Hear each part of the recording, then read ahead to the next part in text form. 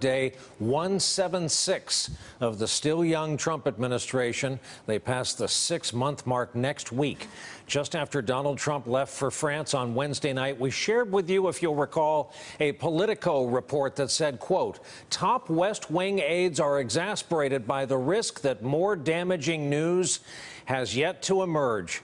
And about that more damaging news that had yet not emerged, it came out this morning prior to the president's return from France.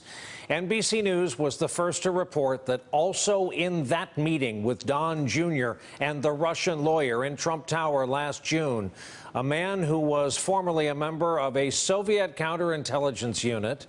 We now know his name, Rinat Akhmetshin, a Russian-American who now works as a lobbyist. Some U.S. officials believe he still has ongoing ties with Russian intelligence, something we should point out he has denied. Discussing the meeting with the Associated Press, Akhmetshin said, "I never thought this would be such a big deal, to be honest." You'll remember the original explanation for this meeting was adoption policy under U.S. sanctions. One American investor who worked on that policy told Business Insider this when he was found out who was also in the room. And we quote, "In the world of Russian intelligence, there is no such thing as a former intelligence officer." So in my opinion, you had a member of Putin's secret police directly meeting with the son of the future next president of the United States, asking to change U.S. sanctions policy crucial to Putin. And in light of today's headlines, it is worth remembering that the president and his aides this week applauded Donald Trump Jr. for his transparency. And on Tuesday, after releasing his emails about this meeting, Don Jr. said, not once but twice, this is everything. I have a quick statement that I will read from the president. My son is a high-quality person, and I applaud his transparency. More than happy to cooperate with everyone. I just want the truth to get out there. I mean, that's part of why I released all this stuff today. I wanted to get it all out there. They're trying to drag out the story, in all fairness. You know, they have it. They want to drip a little bit today, drip a little bit then. So I was like, here it is. I'm more than happy to be transparent about it, and I'm more than happy to cooperate with everyone. So as far as you know, as far as this incident is concerned, this is all of it? This is everything.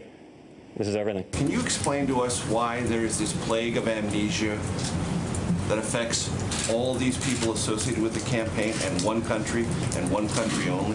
Every single day we do our very best to give you the most accurate information that we have, and we continue to do that every single day and have offered to be as transparent as possible with all committees and anyone looking into this matter. How refreshing to have somebody take responsibility, be transparent and earnest, admit that maybe he would have done things differently. Most people would have taken that meeting.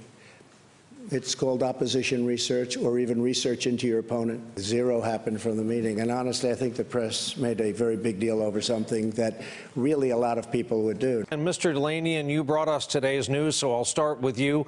Maybe nothing happened of consequence at that meeting, but the drip, drip, drip nature of it sure looks like it's not nothing.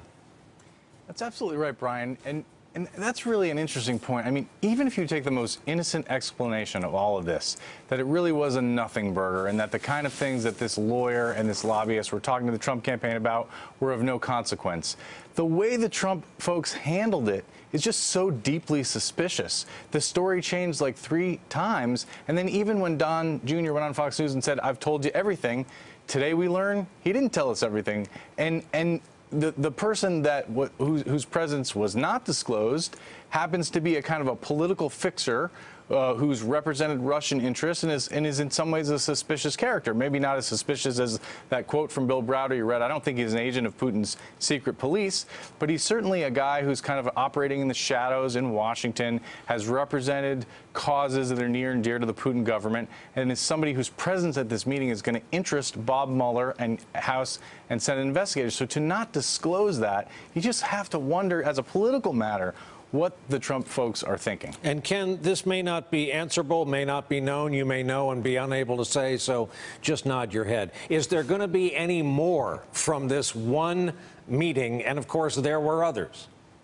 Well, Brian, at the end of today, we sort of concluded here at NBC News that we still don't fully understand how many people were in this meeting. there's a talk of a translator being there whose name has been out, but we haven't confirmed it at NBC News.